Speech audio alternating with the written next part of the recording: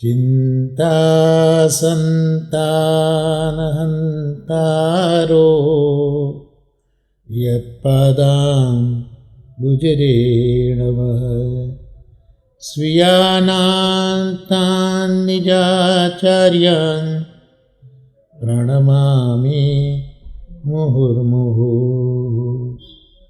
यदनुग्रहतो जन्तु सर्वदुःखातिगो भवे तमहं सर्वदा वन्दे श्रीमद्वल्लभनन्दनम् अज्ञानतिमिरान्धस्य ज्ञानाञ्जनशलाकया चक्षुरुन्मिलितं येन तस्मै श्रीगुरवे नमः। नमामि हृदये शेषे लीलाक्षीरादिशायिनं लक्ष्मीसहस्रलीलाभिः सेव्यमानं कलानिधिं चतुर्भिश्च त्रिभिस्तथा षड्भिर्विराजतेयोऽसौ પંચધા હૃદયે મમ. આજે આપણા સત્સંગમાં વાર્તા સાહિત્ય અને શિક્ષાપત્રનું અવગાહન શ્રી ગોસાઈજીના અનુગ્રહથી, શ્રી હરિરાય ચરણોના અનુગ્રહથી અને 8452 ભગવદીઓની કહાનીથી આપણે જોઈશું. ગયા સત્સંગમાં 17મી વાર્તા રૂપચંદ નંદા ક્ષત્રિય આગ્રા રહેતા હતા તેની આપણે વાર્તા સાહિત્યને આપણે જોયું હતું. હવે એ આપણે ગયા સત્સંગમાં વાત કરી હતી કે ઇન્દુલેખા સખી, એ ઇન્દુલેખા સખીના જે અલૌકિક ભાવો છે સત્વ, રજ અને તમ, એ ભાવરૂપે આ ભગવદીઓ પધાર્યા છે. એટલે આ રૂપચંદ નંદા એ રાજસ ભક્ત છે. આપણે વિચાર કર્યો હતો, એટલે એમને જે થોડી હઠ વગેરે જે છે એ બધાની આપણે વાર્તામાં વિચાર કર્યો હતો. તો એ રાજસ ભક્ત હતા. અને તામસ ભક્તની અંદર આપણે મધુસૂદન દાસની વાર્તા વિચારી હતી, જે પાનની સેવા ખૂબ સુંદર રીતે ઠાકોરજીની કરતા હતા. આજે હવે ઇન્દુલેખા સખીનો જે સાત્વિક ભાવ છે, એ સાત્વિક ભાવનું સ્વરૂપ છે માધવદાસ કાયસ્થ. ગુસાઈજીના સેવક માધવદાસ કાયસ્થ એ સહારનપુરની અંદર રહેતા હતા. એની વાર્તા અહીંયા હવે આપણે જોઈશું. તો શરૂઆતમાં જ શ્રી હરિરાય ચરણો ભાવપ્રકાશમાં એના વિશે માહિતી આપણને આપશે. તો આ માધવદાસ કાયસ્થ સહારનપુરવાળા એ સાત્વિક ભક્ત છે. લીલામાં એમનું નામ સારસિની છે અને એ ઇન્દુલેખા સખીથી પ્રગટી છે. એટલે 84 વૈષ્ણવની વાર્તામાં શેઠ પુરુષોત્તમદાસ કાશીવાળા, જે નિર્ગુણ ભક્ત શ્રી મહાપ્રભુજીના, ઇન્દુલેખા સખીનું પ્રાગટ્ય, એનો સાત્વિક ભાવ એ આ સહારનપુરવાળા માધવદાસ કાયસ્થજી. તો એટલે એ ઇન્દુલેખાથી પ્રગટ્યા છે, માટે ઇન્દુલેખાના ભાવરૂપ છે. હવે એ માધવદાસ કાયસ્થ અંગેની આપણને માહિતી મળી રહેશે આગળ, કે આ માધવદાસ સહારનપુરમાં એક દ્રવ્યમાન કાયસ્થ હતા એના ઘરે પ્રગટ્યા. કાયસ્થ જાતિ છે અને એના ઘરે એ પ્રગટ્યા છે. એ કાયસ્થને માધવદાસ સિવાય બીજી કોઈ સંતતિ નહોતી. દ્રવ્ય ખૂબ હતું પણ સંતતિ બીજી નહોતી. એટલે માધવદાસ ઉપર એમને ખૂબ જ પ્રીતિ હતી. પુત્ર તો પોતાનો છે પણ માત્ર એક જ પુત્ર છે, એટલે પ્રીતિ એમના પિતાને માધવદાસમાં ખૂબ હતી. એટલે માતા પિતા બંને પોતાના પુત્ર માધવદાસ ઉપર ખૂબ સ્નેહ રાખતા. આમ કરતાં કરતાં વર્ષો વીતે છે અને માધવદાસ 18 વર્ષના થાય છે. એટલે આ 18 વર્ષના માધવદાસને કંઈક કાર્ય હતું એટલે એ સહારનપુરથી દિલ્હી આવ્યા. હવે એ વખતે અધિકારી દૈવી જીવ છે. એ સમયે શ્રી ગુસાઈજી આપ દિલ્હી જ એ વખતે બિરાજતા હતા. અને દિલ્હીમાં જે યમુનાજી છે ત્યાં નિગમબોધ ઘાટ છે. એ નિગમબોધ ઘાટ ઉપર શ્રી ગુસાઈજી પધારેલા. સ્નાન કરીને સંધ્યા કરવા માટે એ ત્યાં પધારેલા.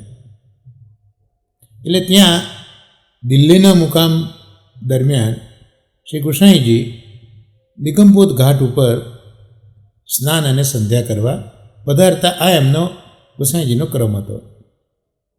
એટલે એક દિવસ પેલા માધવદાસ પણ દિલ્હી આવ્યા છે, તો એક દિવસ માધવદાસ નિગમબોધ ઘાટ ઉપર શ્રી યમુનાજીમાં સ્નાન કરવા માટે પધાર્યા. શ્રી ગુસાઈજી પણ એ વખતે પધાર્યા હતા. સ્નાન સંધ્યા કરવા માટે આપશ્રીનો એ ક્રમ હતો. અને એ સમયે આ ભક્તજીવનું ભાગ્ય વિસ્તરવાનું હશે કે માધવદાસ પણ એ દિવસે ત્યાં યમુનાજીનું સ્નાન કરવા નિગમબોધ ઘાટ ઉપર આવ્યા છે. અને અહીંયા શ્રી ગુસાઈજીના દર્શન પામે છે. માધવદાસ ગુસાઈજીના દર્શન કરીને આશ્ચર્યચકિત થઈ જાય છે. જો આપણે શરૂઆતમાં જોયું કે ઇન્દુલેખા સખીનો આ સાત્વિક ભાવ છે. એટલે સાત્વિક ભક્તો હોય એક તો એમનામાં જ્ઞાન સહજ હોય. એટલે ગુસાઈજીને જોતાં જ આ જ્ઞાન સ્ફુર્યું છે. અને સાત્વિક ભક્તો છે એટલે એમને બીજી બધી પળોજણ કશી છે જ નહીં. ગુસાઈજીને દર્શન કરીને જ આશ્ચર્યચકિત થઈ ગયા. આ જે સાત્વિક ભાવ છે તે અહીંયા આપણને સ્પષ્ટ દેખાય છે અને જ્ઞાન થયું તે પણ સ્પષ્ટ દેખાય છે. આવું તે જ માધવદાસ શ્રી ગુસાઈજીમાં જોઈ રહ્યા છે. અને ગુસાઈજી પણ દરેક જીવને તો થોડું આ રીતનું દર્શન આપતા હોય. તો માધવદાસ ગુસાઈજીના આવા પ્રચંડ તેજને જોઈ રહ્યા છે. એ પછી માધવદાસની તરફ શ્રી ગુસાઈજી પણ કૃપા કરીને જુએ છે. એટલે હવે માધવદાસ શ્રી ગુસાઈજીને વિનંતી કરે છે કે મહારાજ કૃપા કરીને મને સેવક કરો. ત્યારે ગુસાઈજી માધવદાસને પૂછે છે કે તું છે કોણ, ક્યાં રહે છે? માધવદાસ શ્રી ગુસાઈજીને વિનંતી કરે છે કે મહારાજ હું તો કાયસ્થ છું. એવું કહેવાય છે કે કાયસ્થ જાતિ એ હિસાબ કિતાબમાં બહુ જ હોશિયાર હોય છે. કહ્યું કે હું કાયસ્થ છું અને સહારનપુરમાં હું રહું છું. આજે મારા ઉપર આપની ખૂબ કૃપા બની ગઈ અને આપના દર્શન મને આ રીતે થયા, એટલે હવે આપ જલ્દીથી મને સેવક કરો. સાત્વિક ભાવ, મને સેવક કરો એમ નહીં, પણ હવે મને જલ્દી સેવક કરો. અને આપના શરણ વિના મારો જન્મ અત્યાર સુધી બધો વૃથા જ ગયો. વૃથા તજન્મ ભૂતલ હરિરાય ચરણો યાદ આવે. ના આશ્રિતો વલ્લભાધીશો ન ચ દૃષ્ટા સુબોધિની, ના રાધી રાધિકા નાથો વૃથા તજન્મ ભૂતલે. તો અહીંયા એ જ ભાવ માધવદાસની વિનંતીમાં દેખાય છે કે અત્યાર સુધીનો મારો બધો જન્મ એ વૃથા ગયો, કારણ કે મહાપ્રભુજીનો સેવક થયો નથી. ગુસાઈજીને મહાપ્રભુજીમાં ભેદ જ ક્યાં છે? અને શરણ થયા વગર તો સુબોધિની વગેરે આકર ગ્રંથો ક્યાં વાંચવાના, અને સિવાય તો સેવા પણ ક્યાંથી કરવાની? એટલે અત્યાર સુધીનો મારો આ જન્મ એ બધો વૃથા જતો રહ્યો છે. એટલે હવે આપ વેગથી મારા ઉપર કૃપા કરો, વેગથી મારા પર આપ કૃપા કરો.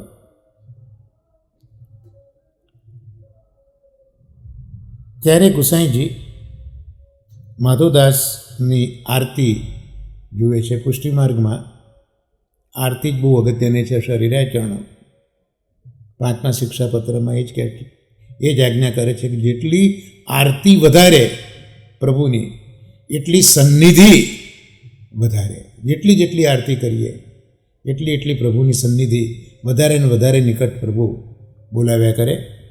તો ગુસાઈજી માધવદાસની આરતી જુએ છે. માધવદાસને સ્નાન કરાવીને નામ નિવેદન પણ કરાવે છે. હવે માધવદાસ વિનંતી કરે છે, જે બધા જ 84-252 પ્રસંગોમાં જોવા મળે છે કે શરણ લીધા પછી બધા આ જ પ્રશ્ન પૂછતા હોય છે. ગુસાઈજીને વિનંતી કરે છે કે મહારાજ હવે શું કર્તવ્ય છે મારું? ત્યારે શ્રી કૃષ્ણજી માધવદાસને માર્ગની પ્રણાલી સમજાવે છે. આ કંઈક વિશેષ પ્રકાર અહીંયા જોવા મળ્યો. આમ તો શરણે આવ્યા પછી સેવા કરવાનું, ઠાકોરજીની ત્યાં ચરણની છાપ પધરાઈ આપીએ, કંઈક ને કંઈક એવી આજ્ઞા કરતા હોય છે. અહીંયા શ્રી કૃષ્ણજી પહેલાં તો માધવદાસને માર્ગની પ્રણાલી સમજાવે છે, અને પ્રણાલી સમજાવીને હવે આજ્ઞા કરે છે કે હવે તમે ભગવત સેવા કરો. મોટા ભાગે તો પહેલાં સ્વરૂપ પધરાઈ આપે, પછી સેવા શીખવાડે. ઘણીવાર તો એ વૈષ્ણવના ત્યાં કે ભગવદીના ત્યાં બિરાજે થોડોક સમય, અને પછી આખી સેવા પ્રણાલી શીખવાડે. અહીંયા પહેલાં સેવા પ્રણાલી સમજાવી અને કહ્યું કે હવે જા તું ભગવત સેવા કર. ત્યારે માધવદાસ કહે છે કે મહારાજ, મારા ઘરમાં મારા મા બાપ તો શિવપંથી છે, તો સેવા કઈ રીતે થશે? એટલે આ જે પ્રણાલી બતાવી ગુસાઈજીએ, એ ગુસાઈજી કેટલા અંતર્યામી છે કે સેવા પ્રણાલી બતાવી તો માધવદાસને આ મગજમાં ભાવ આવ્યો કે મારા માતા પિતા તો શિવપંથી છે, તો આ પ્રાણી મારાથી નપશે કઈ રીતે? તો સેવા કઈ રીતે થશે? ત્યારે શ્રી ગુસાઈજી માધવદાસને આજ્ઞા કરે છે કે કામ કરજે, તું તારા હાથે રસોઈ કરજે અને માનસીમાં ભોગ ધરી અને પ્રસાદ લેજે. અહીંયા સ્વરૂપ બી પધરાયું નથી, અને સીધી માનસીની આજ્ઞા. આ સાત્વિકતા, સત્વા સંજાયતે જ્ઞાનમ, આ સાત્વિક ભાવ. શ્રી ગુસાઈજી કહે છે સીધી માનસીની આજ્ઞા કે તું તારા હાથે રસોઈ કરજે અને માનસીમાં તું ભોગ ધરજે અને પછી પ્રસાદ તું લેજે. કેટલી બધી કૃપા છે, અને અધિકારી જીવ પણ કેવા છે. અને સાથે કહ્યું કે કોઈના હાથનું કશું જ તું લેતો નહીં, તું તારે માનસી કરજે અને પછી પ્રસાદ લેજે, પણ કોઈના હાથનું તું કાંઈ જ લેતો નહીં, તો તને તારી જાતે જ આ માર્ગ સ્ફુરાયમાન થશે. પ્રણાલી શીખવી છે તો એ પ્રણાલી રીત પણ માર્ગ તરફ તને લઈ જશે. માર્ગ શું છે એ તને સમજાવશે. આ રીતે શ્રી ગુસાઈજી માધવદાસને આશીર્વાદ આપે છે કે તને તારી મેતે જ, પોતાની મેળે જ તને માર્ગનું જ્ઞાન થશે, માર્ગ તને સ્ફુરશે. આવા આશીર્વાદ આપે છે. એટલે માધવદાસ શ્રી ગુસાઈજીની આજ્ઞા માગે છે અને પોતાના ઘરે દિલ્હીથી સહારનપુર પાછા આવે છે. આ માધવદાસના જીવન વિશે થોડી જાણકારી આપણને મળી ભાવપ્રકાશમાં શ્રી હરિરાયચરણોની કૃપાથી. અને હવે વાર્તા પ્રસંગ જોઈએ આપણે. અદ્ભુત પ્રસંગ છે કે જેમાં એક સાચો સંગ એ જીવન કેવું પલટી નાખે છે. માધવદાસ ગુસાઈજીની પાસે નામ નિવેદન પામે છે અને માધવદાસના માતા પિતા તો શૈવ છે, બહિર્મુખ હતા. એ માતા પિતા જે શૈવપંથી છે એ હવે આ વાત જાણે છે કે માધવદાસ દિલ્હી ગયો હતો અને હવે વૈષ્ણવ થઈને આવ્યો છે. આ વાત માધવદાસના માતા પિતાએ જાણી. એટલે માધવદાસ જેવા આવ્યા એને અલગ વ્યવસ્થા કરી દીધી, એને જુદો જ કરી દીધો એમનાથી. અને જુદો કરીને આટલું બધું દ્રવ્ય હતું પણ જરા પણ દ્રવ્ય માધવદાસને ના આપ્યું, છૂટો કરી દીધો. પણ આટલા બધા દ્રવ્યમાંથી જરા પણ દ્રવ્ય માધવદાસને ના આપ્યું. પણ આ તો માધવદાસ છે, ભગવદીય છે, નિત્યલીલામાં સારસીની સખી છે, એટલે ભગવદીય હતા. એટલે ભગવદીયનું લક્ષણ એ બતાવ્યું કે મા બાપે છૂટા કર્યા, દ્રવ્ય પણ ના આપ્યું, પણ આ વાતનો હરખ કે શોખ એ માધવદાસે ગણકાર્યો નહીં. આ વૈષ્ણવતાનું લક્ષણ. આય નહીં આનંદ, ગયે નહીં સોચ, એસે માર્ગ વહીએ જ્યાં હરિરસ જાય પહીએ. એટલે આ તો બધા હરિરસના અધિકારી હતા. એટલે ભલે છૂટો કર્યો મા બાપે, ભલે દ્રવ્ય ના આપ્યું, પણ ભગવદીય છે ને. એટલે આ ઘટનાએ ન તો એમને હરખ થયો કે ન તો વિષાદ થયો. પણ એ પિતા એવો દુષ્ટ હતો કે જ્યારે માધવદાસને જુએ ત્યારે એ માધવદાસના પિતાને એમના મનમાં ખૂબ જ દુઃખ લાગતું. જુએ પોતાના પુત્રને, જે પુત્ર ઉપર સ્નેહ હતો એ પુત્ર ઉપર હવે જોઈને જુએ એટલી વાર મનમાં એ ખેદ કરતા. અને આ પ્રકાર એ ગામના લોકોને પણ એનો બાપ કહેતો કે આ માધવદાસ તો હવે વૈષ્ણવ થયો છે, એટલે મારા કામનું હવે નથી. આવું એના પિતા ગામમાં પણ બધાને કહેવા લાગ્યા કે માધવદાસ વૈષ્ણવ થયો એટલે હવે મારા કામનો રહ્યો નથી. આમ જીવન માધવદાસનું વીતે છે. કેટલાક દિવસ થયા તો જ્યારે એ માધવદાસના પિતા 75 વર્ષના થયા ત્યારે એમના મનમાં વિચાર આવે છે આ માધવદાસ ભગવદીય એની અસર કેવી થાય છે એ હવે આખા પ્રસંગમાં સમજવા જેવી છે કે આટલો શૈવ પંથી માતા પિતા છે અને હવે શું ગુસાઈજી મહારાજ કરતું બકરતું નથા કરતું શું કરે છે જોઈએ હવે. તો એ જ્યારે 75 વર્ષના એના પિતા થયા ત્યારે હવે મનમાં વિચાર કરે છે કે હું તો પહેલેથી જ વિષય દુરાચારી હતો, એટલે વિષયમાં જ હું રમતો રહ્યો છું. બહુ જ વિષય હતો અને બહુ દુરાચારો મેં કર્યા છે. તો હવે તો ઉંમર થઈ છે, તો હવે જો બને તો મારે તીર્થયાત્રા કરવી જોઈએ, આવો વિચાર આવ્યો. આ જે વિચાર બુદ્ધિ પ્રેરક કૃષ્ણસ્ય પાદ પદ્મ પ્રસિદ્ધ તું આવો એક વિષય પુરુષને આવો મગજમાં વિચાર આવે તે જ પ્રભુનો અનુગ્રહ છે, પ્રભુની કૃપા છે. આવો વિચાર આવ્યો કે ચલો હવે તીર્થયાત્રા કરીએ. હવે આ તીર્થયાત્રાનું મિસ આગળ શું પ્રસંગ ડેવલપ કરશે તે જોઈએ.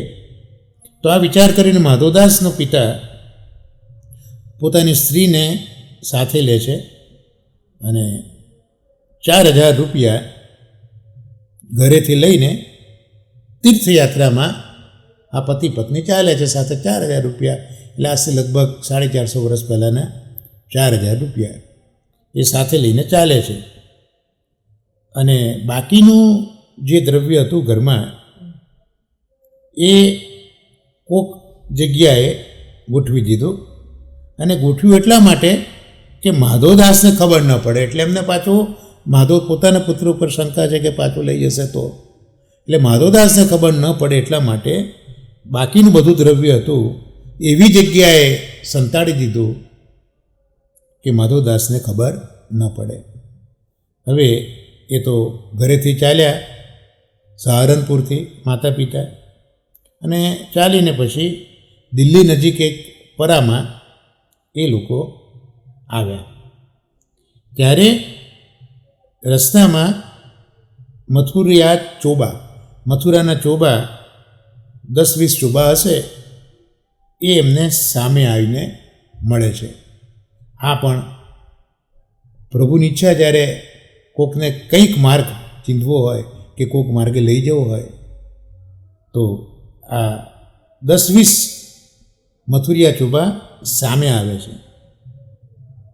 અને એ ચોબાઓ જ આ માધવદાસના માતા પિતાને લાવે છે.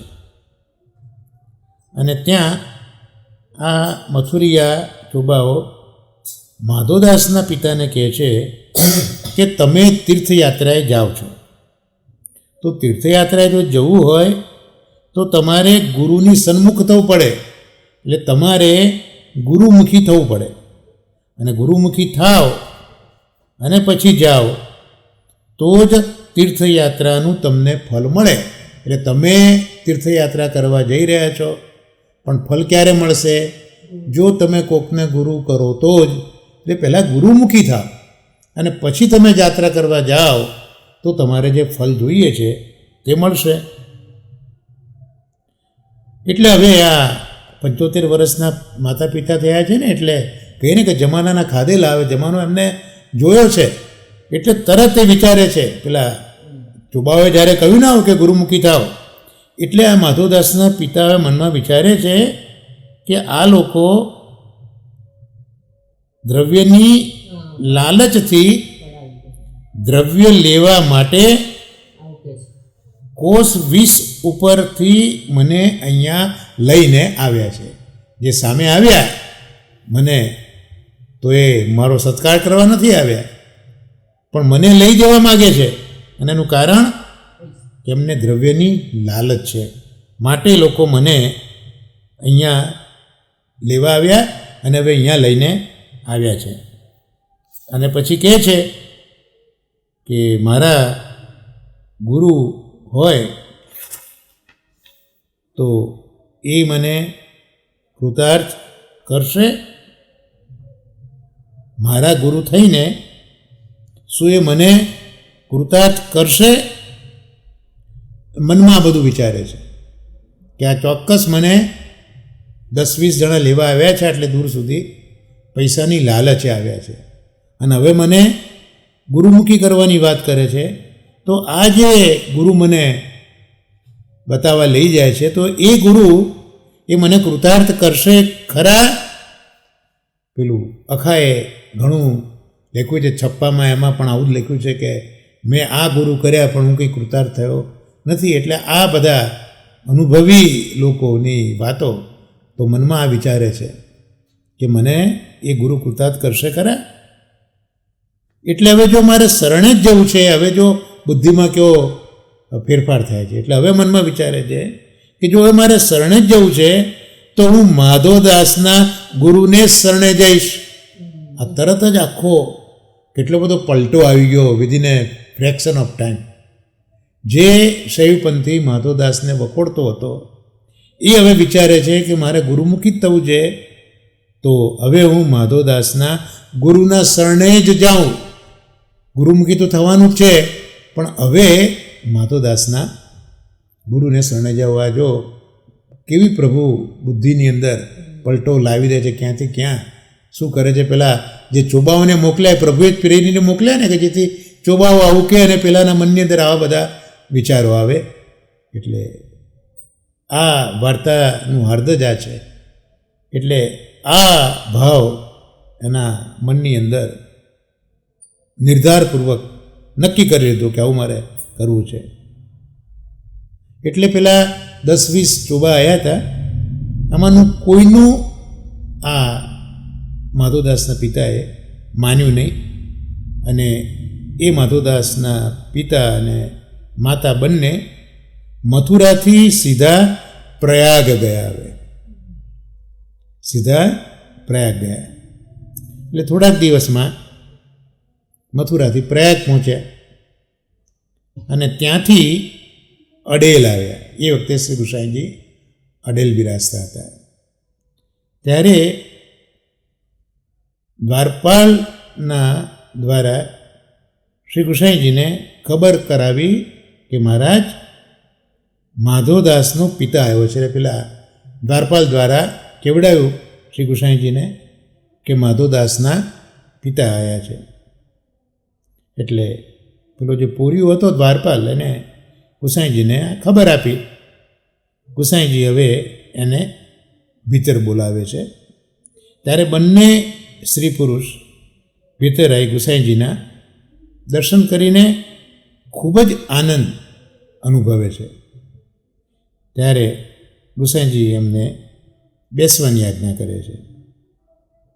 બંને દંડવત કરીને બેસે છે. જો આ શૈવપંથી જે કંઈ જાણતા નથી, પણ ગુસાઈજીનો પ્રભાવ જુઓ કે દંડવત કરી અને પછી અને પહેલાં બેસતા નથી. ગુસાઈજી કહે છે કે હવે બેસો, ત્યારે બેસે છે અને પહેલાં દંડવત કરે છે અને પછી બેસે છે.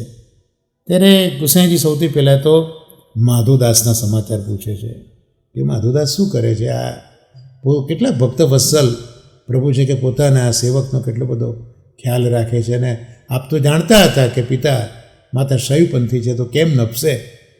તો પૂછે છે કે માધવદાસ શું કરે છે. માધવદાસના સમાચાર પૂછ્યા. એ પછી માધવદાસના પિતા ગુસાઈજીને વિનંતી કરે છે કે મહારાજ, હું જ્યારથી 12 વર્ષનો થયો છું, એ 12 વર્ષથી હું વિષયનું આચરણ જ આજ સુધી કરતો આવ્યો છું. 12 વર્ષથી મારી જિંદગીમાં મેં અત્યાર સુધી વિષયનું જ આચરણ કર્યું છે. અને એ વિષયનું આચરણ કરતાં કરતાં હવે હું વૃદ્ધ થયો છું. અને વૃદ્ધ થયો છું ત્યારે આ વિષયો છૂટ્યા છે. એટલે જાતે બી છૂટ્યા નથી, પણ હવે એ વિષયો માટે શરીર રહ્યું નથી વૃદ્ધ થવાના લીધે. એટલે હવે આ વિષયો છૂટ્યા છે. એટલે રાજ, હવે મારો અંગીકાર કરો. ગુસાઈજી એને આજ્ઞા કરે છે કે તમે બંને જઈને સ્નાન કરી આવો. ત્યારે બંને સ્ત્રી પુરુષ સ્નાન કરીને આવે છે. ગુસાઈજીને દંડવત કરે છે. શ્રી ગુસાઈજી કૃપા કરીને એમને નામ નિવેદન કરાવે છે.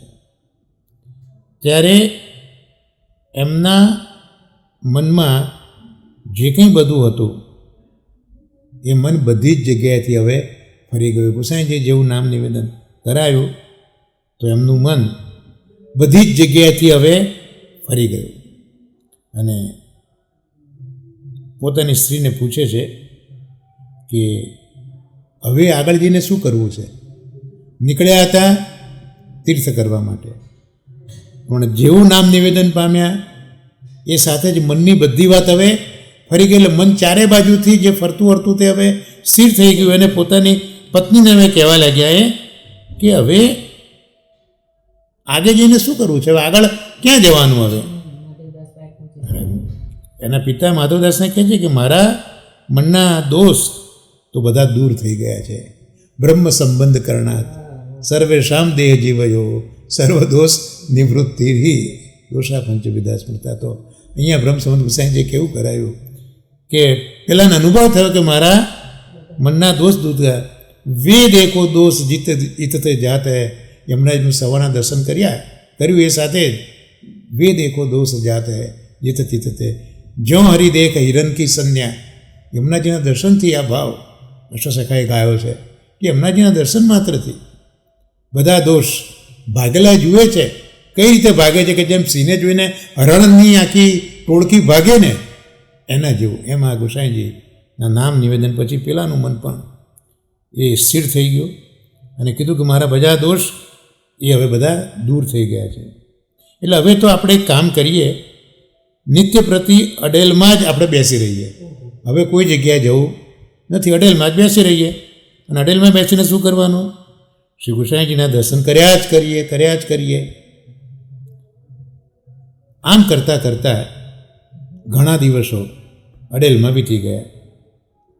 ત્યારે ગુસાઈજી રોજ જોતા તો હોય એટલે ગુસાઈજી એક દિવસ આ બંનેને પૂછે છે, તમે હવે તીર્થયાત્રાએ નથી જતાનું કારણ શું?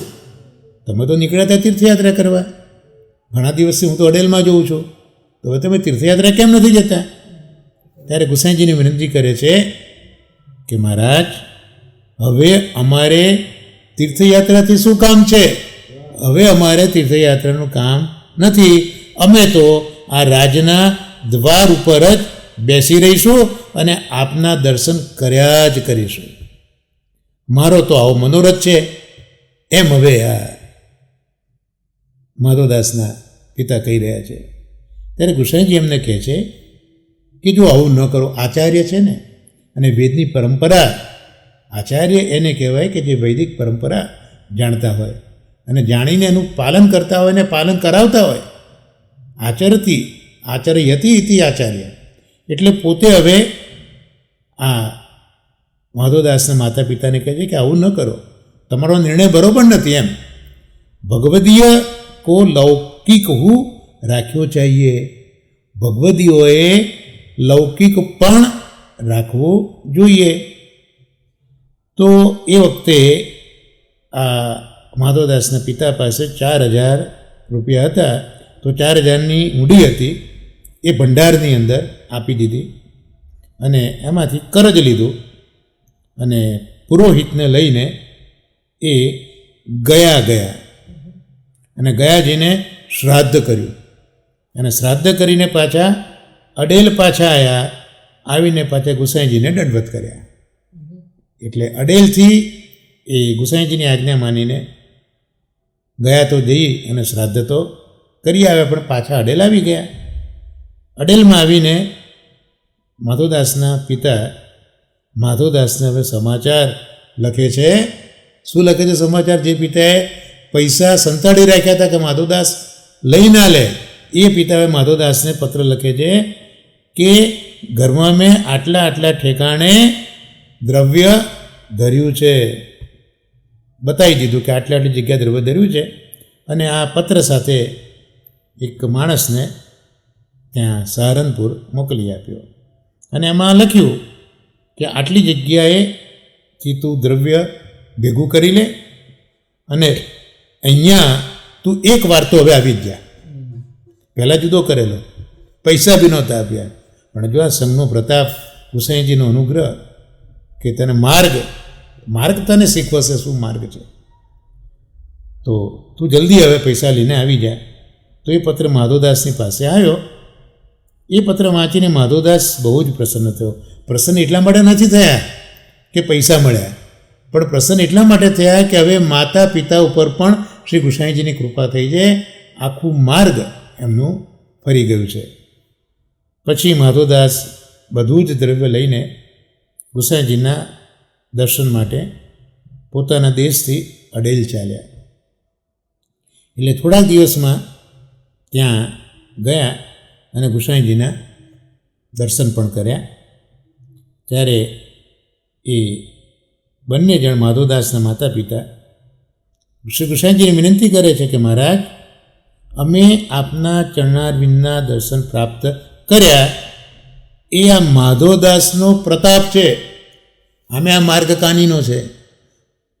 પણ આ વાર્તામાં એ જ આશ્ચર્ય થાય છે કે આટલું બધું બુદ્ધિનું પરિવર્તન કે જે પિતા નફરત કરે છે એ પિતા હવે એમ કહે છે કે આ માધવદાસનો પ્રતાપ છે કે મને આપના દર્શન થાય છે. અને માધવદાસના પિતા કહે છે કે મહારાજ, આટલા દિનથી તો હું માધવદાસ ઉપર અપ્રસન્નતા રાખતો, ખૂબ અપ્રસન્ન રહેતો, કારણ કે માધવદાસને જોતા ને એમના મનની અંદર દુઃખ અને ખેદ ઉત્પન્ન થતો, આખા ગામને કહી ભરેલા કે વૈષ્ણવ થયો છે. એટલે હવે તો હું માધવદાસના પગે પડું તો હવે કંઈ વાંધો નથી ને, હવે પોતાના પુત્રના પગે પડવા આ બાપ તૈયાર થઈ ગયો છે. મહારાજ શ્રી ગુસાઈજીને પૂછે છે કે હવે આ માધવદાસના લીધે જ આ બધું શક્ય બન્યું છે, એનો આ પ્રતાપ છે અને આ બધું બન્યું છે, તો હવે હું માધવદાસના પગે પડું તો કંઈ બાધા તો નહીં ને, કંઈ વાંધો તો નહીં ને. તો હે રાજ, આપ કંઈક આજ્ઞા કરો તો હું એ કરું, આપની આજ્ઞા હોય તો એ હું કરું. ત્યારે ગુસાઈજી એને કહે છે કે ભાઈ, તને જે ઉચિત લાગે તે તું કર. અને ખરેખર તો ઉચિત તું જે આ પગે લાગવાનું કહે છે એ જ ખરેખર ઉચિત છે. પૂછ્યું ને કે તમારી આજ્ઞા હોય તો કરું, તો ભાઈ તું જે કહે છે એ જ વસ્તુ ઉચિત છે, એટલે તારે માધવદાસના પગે પડવું જોઈએ. પણ માધવદાસ એ તારો બેટો છે. એટલે એણે હવે શું કર્યું કે ખૂબ પ્રસન્નતાથી માધવદાસને પોતાના ગળે લગાડી દીધો. બાપ બેટો બંને ભેટી પડ્યા અને બાપે હવે માધવદાસનું મુખ ચૂમી લીધું. ભેટી તો પડ્યો પણ એનું મુખ ચૂમી લીધું. અને માધવદાસને એનો પિતા કહે છે કે બેટા, આ બધું તારી કૃપા છે અને એ તારી કૃપાથી અમને શ્રી ગુસાઈજીના ચરણારવિંદની પ્રાપ્તિ થઈ છે. નહીંતર અમને શ્રી ગુસાઈજીના ચરણારવિંદની પ્રાપ્તિનો સંસર્ગ કઈ રીતે થાય? તો આ જે કંઈ શ્રી ગુસાઈજીના ચરણનો સંગ અમને મળ્યો એ તારા લીધે છે. તું ન હોત તો એ શક્ય નહોતું.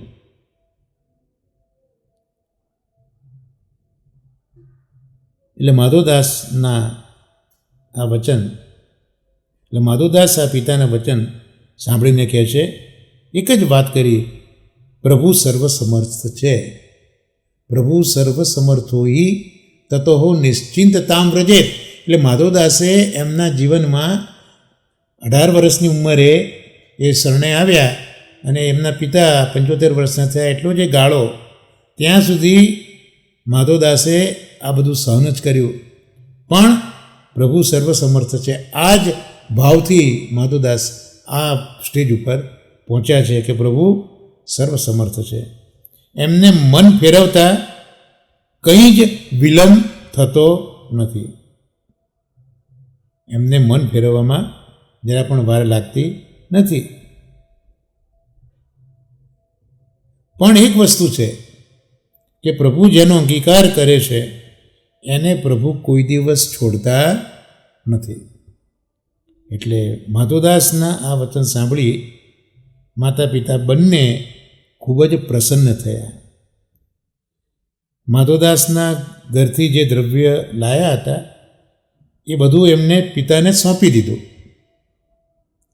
એ બધા દ્રવ્યનું માધવદાસના પિતાએ શ્રી કૃષ્ણજીના ભંડારની અંદર જમા કરાવી દીધું અને પછી દ્વાર ઉપર એ બેસી રહેતા. ત્યારે ગુસાઈજીએ આજ્ઞા કરી કે તમે બંને જણા સ્ત્રી પુરુષ ફૂલની સેવા કર્યા કરો અને મહાપ્રસાદ ભીતર લેજો અને મારા દર્શન તમે કર્યા કરજો. એટલે જો આપણે અહીંયા હમણાં વાંચ્યું કે પ્રભુ પોતાના જનને છોડતા નથી. હમણાં જ આપણા વાંચનમાં આવ્યું કે આપને અંગીકૃત કો પ્રભુ છોડે નહીં. તો અહીંયા આપણે વિચાર એ આવે કે આવું આજ્ઞા આ વાર્તામાં કેમ છે કે અંગીકૃતને એટલે આ માધવદાસના માતા પિતા તો જે હમણાં સેવક થયા છે ને, પણ અહીંયા આજ્ઞા કરી કે અંગીકૃતને પ્રભુ છોડતા નથી. તો કેમ તેનો ભાવપ્રકાશ અહીંયા બતાવ્યો. અંગીકૃતને છોડતા નથી એટલું જ નહીં, ફૂલની સેવા સોંપી બંનેને, અને પ્રસાદ બી પાછું મહાપ્રસાદ પણ ભીતર દેવાની આજ્ઞા કરીને દર્શન કર્યા કરજો, આવું કર્યું. આનું કારણ શું? તો પ્રભુ પોતાના અંગીકૃતને છોડતા નથી. તો કઈ અંગીકૃતિ? તો આ બંને એટલે માધવદાસના પિતા અને માતા એ બંને યમુનાજીના જૂથના માળી અને માલિની છે. આ યમુનાજીના જૂથના છે અને યમુનાજીના જૂથના માળી અને માળીની છે. એટલે એ યુથમાં જે માળી છે આ પુરુષ, એનું નામ ગેંદુઆ છે, અને જે સ્ત્રી છે એનું નામ સૂરજમુખી છે. ગેંડાનું ફૂલ આવે ને, અને આ સૂરજમુખી સ્ત્રીનું નામ સૂરજમુખી. તો અહીંયા પણ ગુસાઈજી આ એમને ફૂલની સેવા સોંપે છે. એટલે આ ભાવ પ્રકાશ રીરાય ચરણો આપણને સમજાવે છે. એટલે કેટલાક દિવસ માધવદાસ શ્રી ગુસાઈજીની પાસે રહે છે, અને પછી શ્રી ગુસાઈજીથી વિદાય માગીને પોતાના દેશ આવે છે. એટલે માધવદાસ જ્યારે પિતા પાસેથી વિદાય થઈને પોતાના દેશ માટે ચાલે છે, ત્યારે એના પિતા પોતાના ઘરમાં જે બીજું દ્રવ્ય પણ રાખેલું હતું એ બધું દ્રવ્ય માધવદાસને બતાવી દે છે કે મેં ક્યાં ક્યાં આ દ્રવ્ય છુપાઈને રાખ્યું છે. પછી માધવદાસ પોતાના ઘરે આવે છે. થોડાક દિવસમાં એ પોતાના ઘરે સહારનપુર પહોંચી જાય છે, અને એના માતા પિતા એ ગુસાઈજીની પાસે જ રહે છે. એટલે ફૂલની સેવા કરે છે. ગુસાઈજીની કૃપાથી ભીતર મહાપ્રસાદ લે છે અને શ્રી ગુસાઈજીના દર્શન કરે છે. જે એમની ભાવના હતી કે તીર્થ મારે જવું નથી, ગુસાઈજીના દર્શન કરીશું દ્વારે બેસીને. તો અહીંયા ભાવપ્રકાશ બતાવ્યો એ સંઘનો આ પ્રભાવ છે. સંઘનો આ પ્રભાવ છે. સંગતિ સો સંગતિ તો આ જીવ કો અવશ્ય કરની. એટલે સંગતિ એટલે સત્સંગની વાત કરે છે અહીંયા, દુસ્સંગ નહીં, સત્સંગ. એટલે સારા પુરુષનો સંગતિ તો જીવે અવશ્ય કરવી જ જોઈએ. એ માધવદાસના પ્રતાપથી આ બંને જણનું કાર્ય સિદ્ધ થયું. તો આ માધવદાસ શ્રી ગુસાઈજીના આવા કૃપાપાત્ર ભગવદીય હતા. તેમની વાર્તા ક્યાં સુધી કહીએ તો ખરેખર જોવા જઈએ તો આ વાર્તા તો માધવદાસના માતા પિતાની કહેવાય. આમ જોવા જઈએ તો એની કન્ટેન્ટ જે છે એ કન્ટેન્ટથી તો એમ લાગે કે આ વાર્તા તો માધવદાસના માતા પિતાની છે. પણ એક સંગતિ, અને માધવદાસ પ્રભુ સર્વસમર્થ હોય તતો નિશ્ચિંતતામ વ્રજે. એટલે આ વાર્તા અહીંયા આપણે સંપન્ન કરી, વાર્તા સાહિત્યનો સત્સંગ. અને હવે જે શિક્ષાપત્ર છે એ શિક્ષાપત્રનું દર્શન આપણે શ્રી ગુસાઈજીના અનુગ્રહથી કરીશું. તો 5મું શિક્ષાપત્ર આપણે જોઈ રહ્યા છે. એમાં મૂળ વસ્તુ તો જે છે કે સ્વામિનીજીના તાપરૂપ ભાવનું અનુસંધાન કરો તો દૈન્ય થાય, અને તાપભાવની ભાવના એ આચાર્યજીના ચરણારવિંદના આશ્રયથી થાય. એટલે વિરહભાવથી જે પ્રભુને સેવવાના છે, સૌથી પહેલો શ્લોક જે આપણે અનુસંધાન કરેલું હતું કે આ હરિ ભાવાત્મા છે ને વિરહભાવથી જ એ ભાવનીય છે. પણ આ વિરહભાવ લાવવો ક્યાંથી? તો દૈન્ય આવે તો. પણ દૈન્ય ક્યાંથી આવે? તો તાપભાવથી આવે. અને પણ તાપભાવ ક્યાંથી આવે? તો સ્વામિનીજી કૃપા કરે ત્યારે. એટલે સ્વામિનીજી જેવો તાપભાવ લાવવો હોય તો આચાર્યજીના ચરણારવિંદનો આશ્રય કરવો જોઈએ. અને આચાર્યજીના ચરણકમલ એ જ સ્વામિનીજીના ભાવરૂપ છે. તો એ આચાર્યજી પાસે એ યાચવું હોય તો શું કરવાનું? તો આચાર્યજીના ગ્રંથનું પરિશીલન કરનારા તદીય ભગવદીઓની સેવા વગેરે કરવી જોઈએ, મહાપ્રભુજીના ગ્રંથો વાંચવા જોઈએ, મહાપ્રભુજીના સેવકો જેમના ગ્રંથો પચાયા છે એમની સેવા કરવી જોઈએ. અને જો આવા તદીઓ દુર્લભ હોય તો શ્રીમદ ભાગવતનું સેવન કરવું, અને ભાગવતનું સેવન કરતાં કરતાં દૈન્ય ભાવથી હરિનું સ્મરણ કરવું, તો હરિ કોઈક દિવસ તો આપણને કાર્યસિદ્ધિ એટલે આવા તદીઓની પ્રાપ્તિ કરાવી લેશે. એટલે શ્રીમદ ભાગવતનું નિત્ય શ્રવણ અને દૈન્ય ભાવથી હરિનું સંસ્મરણ, આ બે વસ્તુ જો જીવનમાં થાય તો પ્રભુ ચોક્કસ એવા શ્રી વલ્લભના તદીઓને પ્રાપ્ત કરાવે છે. આપણે તો જીવનમાં જોઈએ છે કે પૂજ્ય શાસ્ત્રીજી જે મળ્યા આપણને, એ શાસ્ત્રીજી મહાપ્રભુજીના ગ્રંથોનું કેટલું બધું અવગાન કરતા હતા. શ્રીમદ ભાગવત સુબોધિનીજી ટિપ્પણીજીના આધારે કેટલું બધું સરસ રસાસ્વાદને બધું લખ્યું છે. એટલે એ પાછું એવું છે કે તદીઓ ઓળખાવા બી જોઈએ ને, ઉપર લેબલ થોડું માર્યું હોય, ઓળખાવા જોઈએ ને. એટલે તો નિકટમાં રહીને સેવા એમની કરીએ ત્યારે આપણને અહેસાસ થાય કે આ શ્રી વલ્લભના તદીઓ છે. તો એ આપણને ભાગવત સેવનથી એમણે જે બતાવ્યું છે એવા તદીઓની પ્રાપ્તિ આપણને થઈ છે. આ જ શ્રી વલ્લભની આપણા ઉપર મહત કૃપા છે કે આજે આપણે એટલે શ્રીમદ ભાગવત, શ્રી ભાગવતાર્થ વગેરે ગ્રંથોનું અવગાન ભલે ગાંડું ગયેલું પણ મહાપ્રભુજી આપણને કરાવી રહ્યા છે. એટલે ભાગવતનો સંગ, ભાગવતનું અધ્યયન અને તાપભાવથી કૃષ્ણનું સ્મરણ એ સદાય કરવા જોઈએ. મને તો નાનપણથી એવા ભગવદીઓ પ્રભુની કૃપાથી મળ્યા છે, કંઈ પણ કર્યા વગર કે અત્યારના વાત નીકળી એટલે યાદ આવે કે એવા એવા ભગવદીઓએ મારા જીવનને યોગ્ય રસ્તોને યોગ્ય માર્ગ બતાવ્યો છે, કીર્તનો શીખ્યા છે, કેટલું સુંદર સુંદર બધું સમજાવ્યું છે મને. તો એ બધા તદીઓને અત્યારના હું મસ્તક મારું ઝુકાઈને વંદન કરું છું.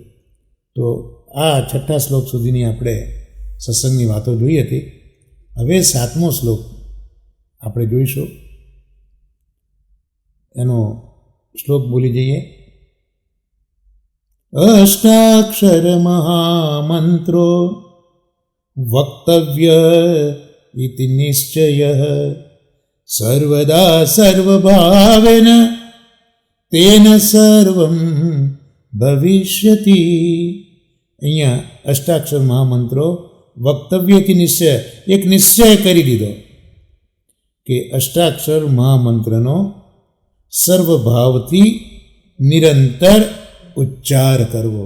શ્રી કૃષ્ણ શરણમ મમ, આ સતત કર્યા કરવું, એનાથી સર્વમ ભવિષ્યતિ, એનાથી સર્વ કાર્ય સિદ્ધ થશે. આ અષ્ટાક્ષર મહામંત્રનો સર્વભાવથી, સર્વદા સર્વભાવેન અષ્ટાક્ષર મહામંત્રો વક્તવ્ય, એટલે સર્વદા સર્વભાવપૂર્વક અષ્ટાક્ષર મહામંત્ર નિરંતર ઉચ્ચાર કરવો અહીંયા લખે છે. મનમાં બોલવાનું નથી કહેતા, ઉચ્ચાર કરવાનું કહે છે. એટલે કીર્તન ભક્તિ અને શ્રવણ ભક્તિ, અને સાથે યાદ તો કરીશું સ્મરણ ભક્તિ, કીર્તન ભક્તિ અને શ્રવણ ભક્તિ અને સ્મરણ ભક્તિ ત્રણ એક સાથે થઈ જાય તો જ સર્વ કાર્ય સિદ્ધ થશે. અહીંયા સર્વ કાર્ય એટલે આપણું બધું લૌકિકનું વિચારું, પણ આ પેલા તદીઓ મળતા નથી ને, જે આપણને મહાપ્રભુજીનો તાપ ભાવ આપે એ સિદ્ધ થાય એવું અહીંયા કહેવા માગે છે. એટલે સર્વ કાર્ય સિદ્ધ થાય અષ્ટાક્ષર મહામંત્રથી. વિવેચનમાં કીધું શ્રી ગોપીશ્રીએ કે જીવ તો સ્વભાવથી દુષ્ટ જ છે. મહાપ્રભુજી પણ આજ્ઞા કરે છે જીવાહ સ્વભાવત દુષ્ટ, સ્વરૂપથી દુષ્ટ નથી પણ સ્વભાવથી દુષ્ટ છે. તો જીવ તો સ્વભાવથી દુષ્ટ છે. જો કશું ન બને તો અષ્ટાક્ષર મંત્રને મહામંત્ર સમજી અષ્ટપ્રહર શ્રી કૃષ્ણ શરણમ મમ, શ્રી કૃષ્ણ શરણમ મમ નો જપ કરવો. શ્રી આચાર્યજી મહાપ્રભુજીએ વેદ, પુરાણ, શાસ્ત્ર, શ્રીમદ ભાગવત વગેરે ગ્રંથોમાં નિશ્ચય કરીને સાર રૂપે આ અષ્ટાક્ષર પ્રગટ કર્યો છે. મહાપ્રભુજીએ આ જે મંત્ર પ્રગટ કર્યો છે એ આ બધા જ પ્રમાણો છે એનું દોહન કરીને પ્રગટ કર્યો છે. અને વાસ્તવમાં આપણા માર્ગની જે સાહિત્યિક વાર્તો છે લીલાની, ત્યાં તો આ જે આખો મંત્ર છે નિત્ય લીલામાં જ પ્રગટ થયેલો આ મંત્ર છે. ભૂતલ ઉપર મહાપ્રભુજીએ પ્રગટ કર્યો બધા ગ્રંથોના આધારથી. એટલે આ મંત્ર દૈવી જીવો માટે છે, બધા માટે નથી, પણ જે દૈવી જીવો છે એના માટે છે. અષ્ટાક્ષર મંત્રના જપથી સર્વ કાર્ય સિદ્ધ થશે. હવે 8મો શ્લોક જોઈએ. અસ્માકં ન્યૂન તૈવાસીન મિલનમ યત ભુનન્નહિ એતાવતી હરિકૃષ્ણ પૂરયિષ્યતિ તામપી. હરિરાયજી અહીંયા કેટલી દિનતા પ્રગટ કરે છે કે અમારી તો ન્યૂનતા જે છે કે અમને પ્રભુનું અને ભગવદીઓનું મિલન થયું જ નથી. જે હરિરાયજી આપણને આવા ભગવદીઓને મળવાનો રસ્તો બતાવે છે એ હરિરાયજી અહીંયા પોતાની વાત કહી રહ્યા છે. અને આ એમની સહજ દિનતા છે કે આ અમારી ન્યૂનતા છે, આટલી અમારામાં ઉણપ છે કે અમને પ્રભુનું અને ભગવદીઓનું મિલન થયું નથી. હરિશ્રી કૃષ્ણ આટલી ન્યૂનતાને પણ પૂર્ણ કરશે જ, કારણ કે શ્રી કૃષ્ણ શરણમમાં સતત બોલવાનું છે ને, તો ન્યૂનતા પૂર્ણ થશે તો નિશ્ચિતપણે હરિશ્રી કૃષ્ણ હરિ છે ને, એટલે આ જે તકલીફ છે, જે દુઃખ છે, આરતી છે એનું વરણ કરશે અને કૃષ્ણની પ્રાપ્તિ કરાવી આપશે. જો શ્રી કૃષ્ણ શરણમમાં આ પુષ્ટિમાર્ગીય પ્રથા તો આપણે જો વિચારીએ તો મર્યાદા માર્ગમાં પહેલાં સાધન આવે અને પછી ફલ આવે. જ્યારે અહીંયા શ્રી કૃષ્ણ શરણમમાં શ્લોકની અંદર ફલ જ પહેલાં આપી દીધું શ્રી કૃષ્ણ સ્વામિનીજી સહિત કૃષ્ણ અને પછી શરણમમાં, તો આ પુષ્ટિમાર્ગની અદ્ભુતતા છે કે પહેલાં જ ફલ આપી દીધું. હવે જ્યાં તું શરણાગતિ કર, પણ એ તો તમારે પહેલાં શોધવું પડે કે ભાઈ ફલ ક્યાં છે, ફલ ક્યાં છે. અને ફલ આવ્યા પછી બી પ્રાપ્ત થઈને પાછું ક્યાં અદ્રશ્ય થઈ જાય. જેમ ધ્રુવજીની આગળ મધુવનિયા ઠાકોર પ્રગટ થઈ ગયા પણ પાછા અંતર્ધાન થયા, કે પ્રહલાદજીની પાસે ઋષિ પ્રગટ થયા, અંતર્ધાન થયા.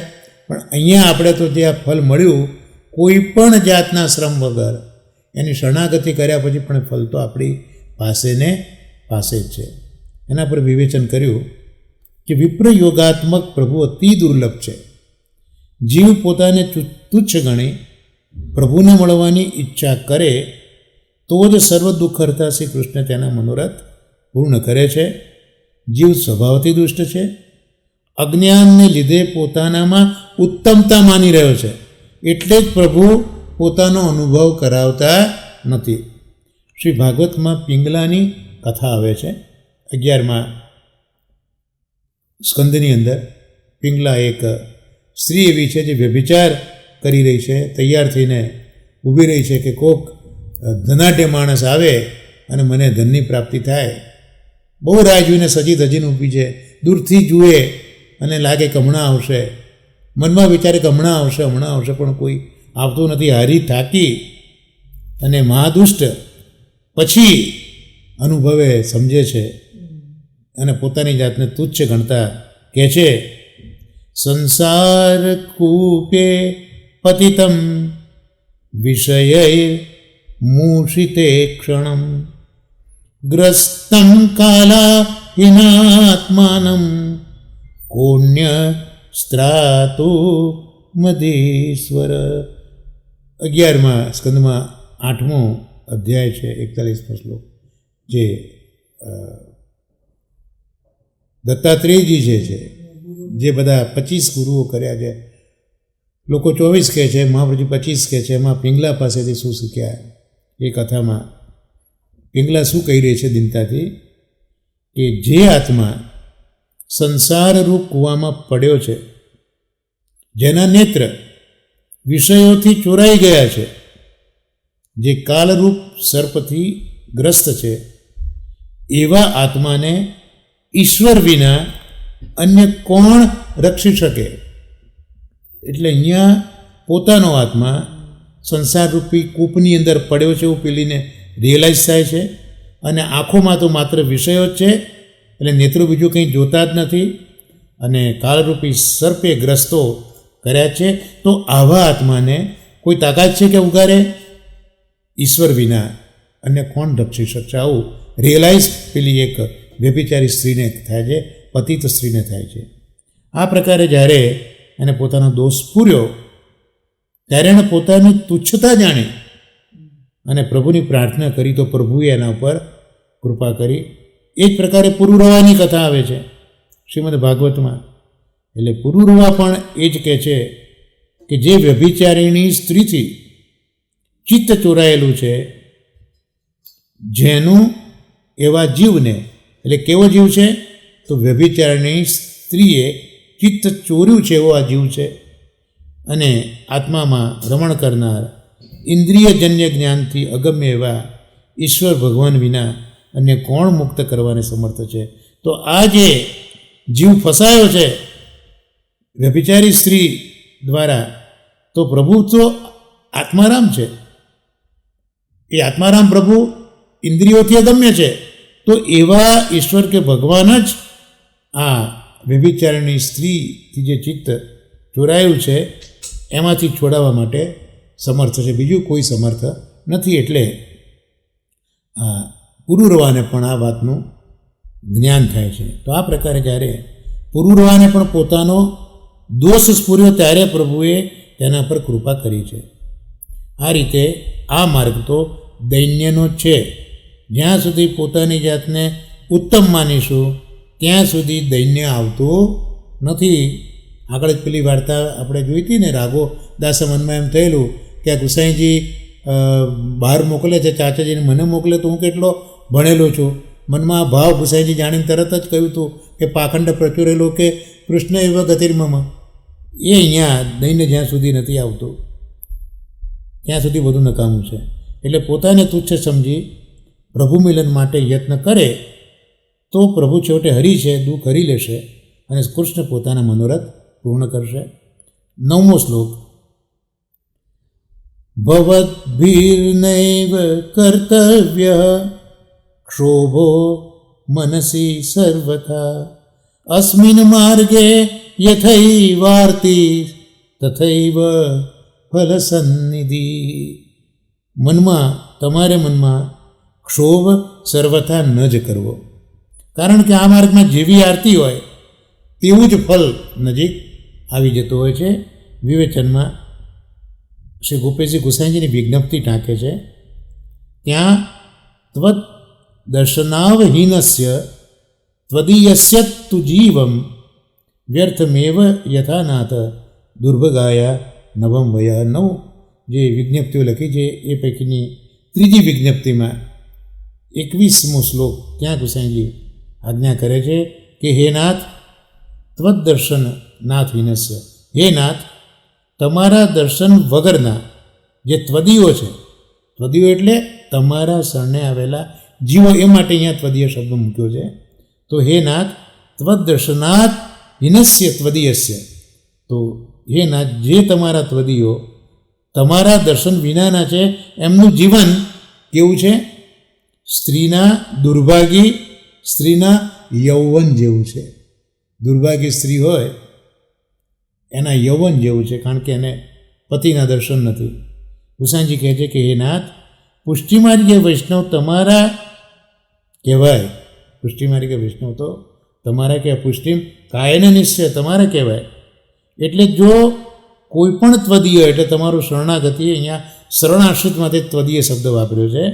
તમારા દર્શન વિના જીવે તો તેનું જીવન એ વ્યર્થ જીવન છે, એ મહાભાગ્યહીન છે. જેમ પેલી દુર્ભાગ્ય સ્ત્રી છે એનું યૌવન કેવું નકામું છે, કારણ કે એને પતિ નથી, માટે એ મહાભાગ્યહીન છે.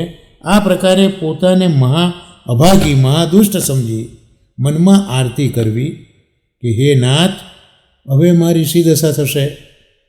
શ્રી મહાપ્રભુજી દ્વારા તો હું તમારે શરણે આવ્યો, છતાં મારામાં એક પણ ધર્મ નથી. આ પ્રકારે નિત્ય દૈન્યયુક્ત થઈ વારંવાર વિરહજનિત ઉચ્છ્વાસ નીકળવાથી સત્વર ફલસિદ્ધિ થાય છે. કેમ કે પુષ્ટિ માર્ગમાં જેટલી આતુરતા હોય છે એટલી ફલસિદ્ધિ થાય છે. જેટલી આરતીમાં વિપ્રયોગ ત્યાપમાં ન્યૂનતા એટલો જ ફલસિદ્ધિમાં વિલંબ થાય છે. જેનો વિરતાપ ઓછો તેને ફલસિદ્ધિ પણ ઓછી થાય છે. દ્રષ્ટાંતમાં રાસલીલાનો પ્રસંગો આપણે જોઈએ જ છે. એમાં જેનો જેવો ભાવ હતો તેને તેવું જ ફળ પ્રાપ્ત થયું છે. તે જ પ્રકારે પુષ્ટિમાર્ગીય વૈષ્ણવોમાં જેવી જેની આરતી આતુરતા વિપ્રયોગ તાપ તદ અનુસાર ફલરૂપ શ્રી કૃષ્ણ તેને તેવો રસ સંબંધ કરાવે છે. મૂળ 10મા શ્લોકને જોઈ લઈએ. છેલ્લો શ્લોક 5મા શિક્ષાપત્રનો. યદા કિંચિત કર્તવ્યો વ્યવહારો હિ લૌકિક અપકીર્તિ ભયાત્તેન બુદ્ધિ શૈથિલ્ય સંભવાત. અપકીર્તિ થવાના ભયને લીધે લૌકિક વ્યવહાર થોડો ઘણો જેમ તેમ કરી લેવો, આજની વાર્તાના સાથે અહીંયા સમન્વય છે, સંગતિ જોવા મળે છે. જેમ ગુસાઈજીએ પેલા માધવદાસ કાયસના પિતાને પણ કહ્યું કે ભાઈ, એક વખત તમે નક્કી કરીને નીકળ્યા છો તો એ લૌકિકનું પૂરું કરો, એમાંથી પણ તમારે મુકરવું ના જોઈએ, એ પણ તમે આચરો. અને પહેલાં લોકોને જવું નહોતું, છતાં ગુસાઈજીએ તીર્થક્ષેત્રનું નામ દઈને નીકળ્યા છો ને, તો એ બી તમારે કરવું જોઈએ. તો તમે જઈ આવો. અને ગયા અને ત્યાંથી પાછા ગુસાઈજીની પાસે આવ્યા. એમ અહીંયા કીધું કે અપકીર્તિનો થોડો ભય રાખો. કારણ કે આપણી કક્ષા એ નથી કે આપણને ઠાકોરજીની ફલદશામાં આપણે હોઈએ. એટલે અત્યારના સાધન કક્ષામાં માંડ આવ્યા છે.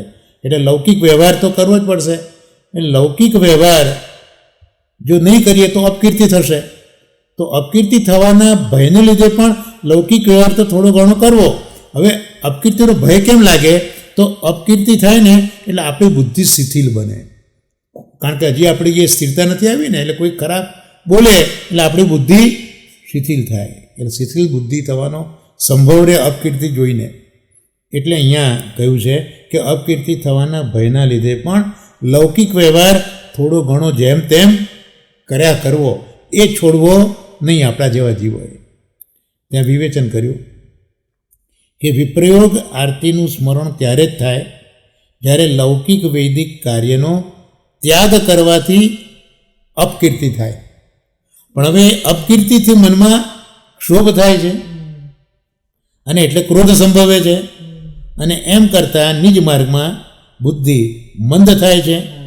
એટલે લૌકિક અપકીર્તિનું આવું અનિષ્ટ પરિણામ આવે છે. એવું હરિરાય ચરણો આપણને બહુ સુંદર માર્ગદર્શન ગૃહસ્થ જીવન કેમ જીવાય તે બતાવ્યું છે. એટલે જ લોકોને બતાવવા પણ બહારથી સ્વલ્પ લૌકિક વૈદિક કાર્ય તો કરવા જ જોઈએ.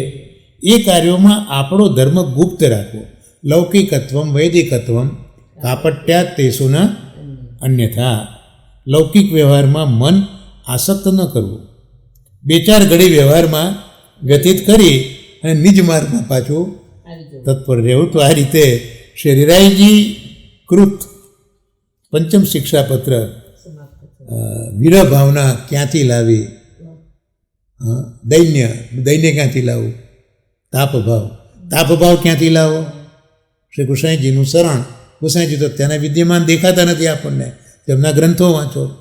એ ગ્રંથો વાંચતા નથી આવડતા તો શું કરું? તો એ ગ્રંથો જેણે વાંચ્યા છે એવા તદીઓને પકડો, એમની સેવા કરો. એ તદીઓ પણ નથી મળતા તો શું કરવું? તો પછી શ્રીમદ ભાગવતનું અધ્યયન કરો, નિત્ય શ્રી કૃષ્ણ શરણમાં મની ભાવના કરો. તો કોક વખત તદીય તમને મળી જશે અને તમારામાં દૈન્ય આવશે, તાપ આવશે અને વિરહ ભાવના હશે. તો આજે તો શાસ્ત્રીજીનું ખૂબ સ્મરણ થાય છે. રસ્તો મને ને વર્ષાને શાસ્ત્રીજી બતાવ્યો છે. એટલે અમારા માટે તો શ્રી વલ્લભે એ જ તદીયને મોકલ્યા હતા. એટલે આજનો આ સત્સંગ નિશ્ચિતપણે એ પરમ શ્રદ્ધેય પરમ ભક્તિય શ્રી નવનીત પ્રિય શાસ્ત્રીજીના ચરણોમાં નિવેદિત કરીને આજના સત્સંગને અહીંયા આપણે વિરામ આપશું. આ આશ્રયના પદગાન સાથે. રૂઢહીને ચરણન કેરો ભરોસો દ્રઢૈન ચરણ કેરો શ્રી વલ્લભનક ચંદ્ર છટા વિન સબ જુગમાં જ અંધેરો ભરોસો દૃઢૈન चरण केरो साधन और नहीं आकल में जासू होत निवेरो सुर कहा कहे दुविधा धड़ो बिना मोल को चेरो भरोसो दृढ़ चरण श्री गोवर्धन नाथ की जय, श्याम सुंदर श्री अમને મહારાણી કી જય, શ્રી આચાર્ય શ્રી મહાપ્રભુજી કી જય, સર્વે વૈષ્ણવોને મારા વસાના ભગવત સ્મરણને વંદન શ્રી વલ્લભાધીશ કી જય.